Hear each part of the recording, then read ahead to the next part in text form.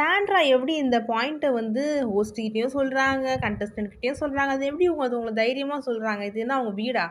அதாவது எந்த பாயிண்ட் அப்படின்னா, பிரஜின் போனதால வந்து நான் அப்படியே மென்டலாக டிஸ்டர்ப் ஆகிட்டேன். எனக்கு என்ன நடக்குதுன்னே தெரியல, ஏது நடக்குதுன்னே தெரியல. பிரஜின் போனதால.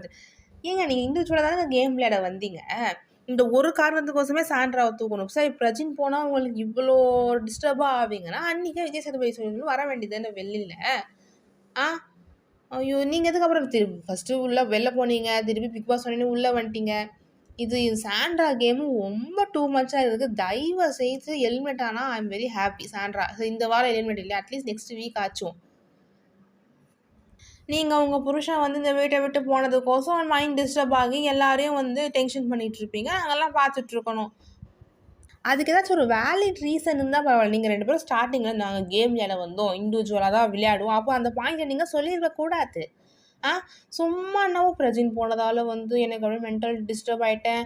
தூக்கம் வர மாட்டேன்து, அது வர மாட்டேன்து. ஐய்யய்யய்யய்யோ! எந்த பாயிண்ட் வேணா சொல்லிக்கட்டும். ஆனா இந்த பாயிண்ட் வந்து அன்வேலிட் பாயிண்ட் அது. ஆ வேற கண்டஸ்டன்ட்ஸ்க்குலாம் வேற வேலை இல்ல. நீங்க வந்து இப்படி சோகமா இருப்பீங்க. எல்லாரும் உங்களுக்கு இது பண்ணி ஆனா அதுவும் பண்ணாங்க அவங்க வந்து.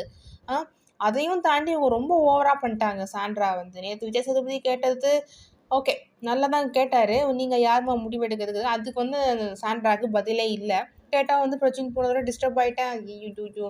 தயவு செஞ்சு இந்த சாண்ட்ராவ தூக்குங்கடா முதல்ல.